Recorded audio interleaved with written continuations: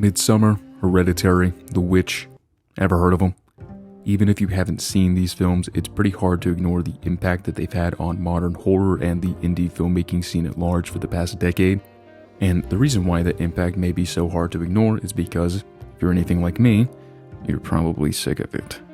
What you may call elevated horror, man, I hate that, has definitely become a stale way to talk about horror films, but I can't help but understand why people are sick of this type of filmmaking, because it feels like when one works, they just make it again, but in a different package, because it's cheap and people like them. Which is exactly the case with A24's latest grab from Sundance, Opus. But what are people specifically talking about when this topic comes up?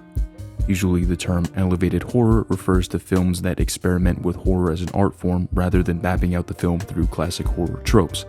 Think Get Out, The Babadook, Infinity Pool if you're nasty. But my general problem with this term is that this is mainly reserved for talking about modern art house horror movies. I'm seriously gonna need a reason why The Conjuring is listed as one, but not The Thing or The Fly. And another thing is that this is not a unique issue to A24. Most of the movies I talk about here aren't even released by them, but that doesn't mean there isn't another issue. We'll get there.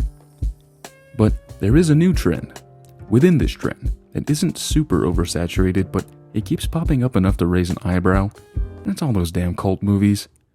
Opus, I mean Blink Twice, I mean The Menu, I mean Infinity Pool, I mean Don't Worry Darling, I mean Midsummer, I mean Get Out. There's probably more in there too, but damn. Even Maxine, the end to Ty West's X trilogy, has a cult in it. Was that really the most fitting way to end that? But why cults? My working theory is that they're just weird enough to be accepted by most audiences, since people are doing some odd stuff in the real world. And because we're so familiar with real things like Jonestown or the Manson family, regular moviegoers are probably more likely to accept things like that than things like in films like Titan, for example, where, como se dice, a lady has sex with a car.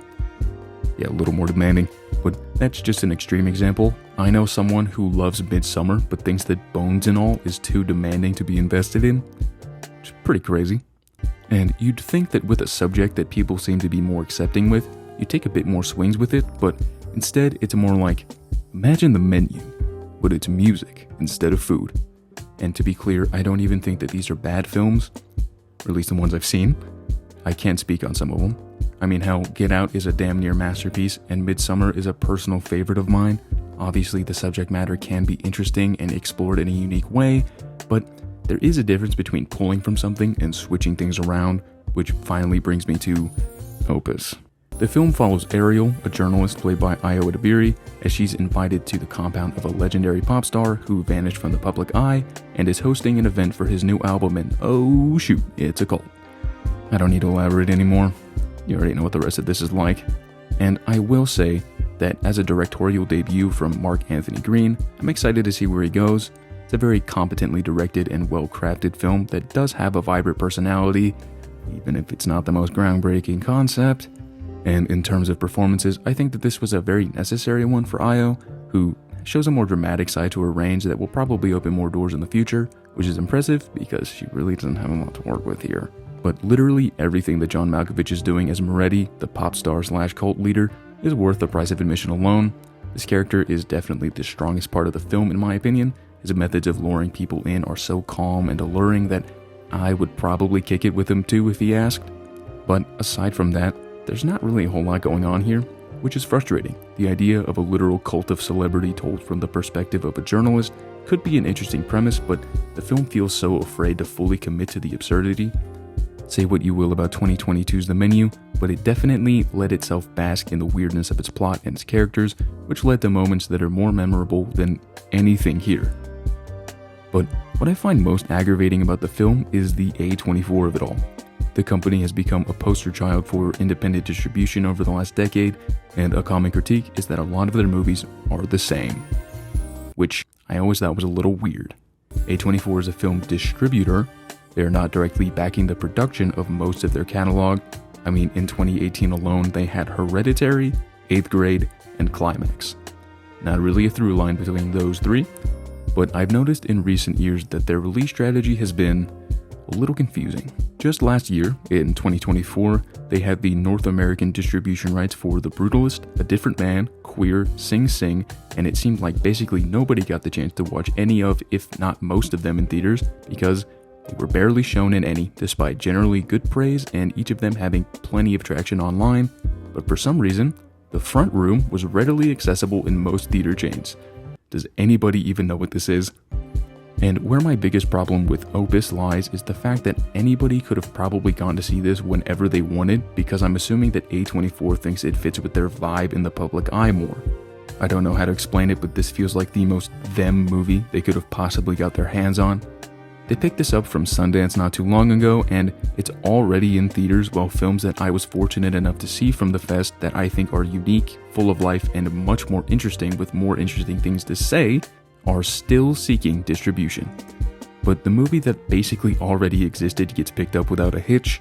It feels a little fucked up to me. And this is where I've noticed that the A24 problem might have actually become a reality. You see, this video started out as a simple review for Opus when it came out, until I realized that it wouldn't be too much longer until a new A24 release. Death of a Unicorn may not be a beat-for-beat copy of an entire subgenre, but it feels like an artificially crafted A24 movie that, wouldn't you know, they produced. It has a genreless tone, it's a little odd, it has a cast that feels ripe for one of these, but much like Opus, this feels so exhaustingly hollow when you're not looking at the carefully crafted exterior. And my opinion on A24 thinking that this would farm engagement from their audience was proven correct when I saw that this movie already has merchandise on their website. I mean, who doesn't want a lava lamp, I guess? But then, now, at the time of recording, there's another A24 movie coming out that has me raising an eyebrow. Warfare will be releasing soon, but to be honest, I don't really want to push this off even longer to watch it and probably have very little to say about the actual film. I have other stuff I want to get going on here. But if you don't know, the film follows a troop of American soldiers in the Iraq War in real time. And if a movie about the Iraq War with these trailers doesn't make you feel weird, I think you have some reading to do. It was co-written and directed by Ray Mendoza, a real Iraq War veteran, and Alex Garland, a British author. And call me crazy, but I feel like this whole thing is being marketed as a spiritual successor to Garland's fictional film Civil War, which came out literally a year ago. And I know that everybody probably already has an opinion on it, and from what I've heard, you can make any conclusion you want from it, so I guess it's fitting with A24's new niche, apolitical war movies that satisfy absolutely nobody. And it's one thing to have absolutely nothing insightful to say about a movie about a fictional war, so I really hope they don't do it with the fucking actual war. But again, I reserve any opinions until I actually watch it. Very excited to do so, I guess. But again, this just feels like another piece in this absurd brand establishment to start the year off. And what I find crazy about that is, and this will sound stupid, the brand that A24 established that people love is entirely subjective. People like A24 not because they like the company, but because they like, I don't know, the movies? Some of my favorite films literally ever have come out of the studio, and I know a lot of people feel that same sentiment nowadays. A lot of these films have become deeply personal for so many people, and it feels very disheartening to see them feel so soulless in their approach lately. I genuinely feel like they would have had a better year last year if they prioritized the kind of films that got people to like them in the first place. And now it feels like the ones ahead of the curve are still stuck on things that worked almost a decade ago and aren't embracing experimentation, which is where I think a studio like Neon has been exceeding in. Like, look at how much more of an impact Longlegs had last year than any of these are having this year. But part of that change is your fault. Yeah. People ranking their A24 movies like you can genuinely process American Honey and The Lighthouse in the same conversation. What made them great, in my opinion, was how everybody had a different favorite, everybody was excited for the new filmmakers and the new films and film at large, and I know that film is not the most viable industry, but I feel like, for lack of a better term, they're kind of losing the plot, and some of you guys need to separate the art from the logo.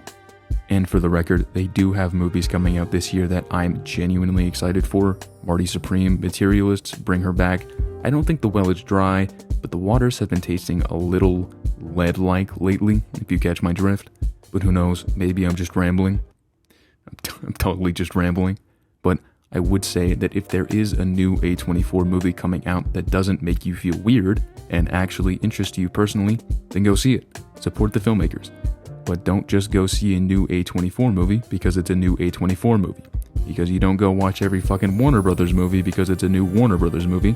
That would be stupid.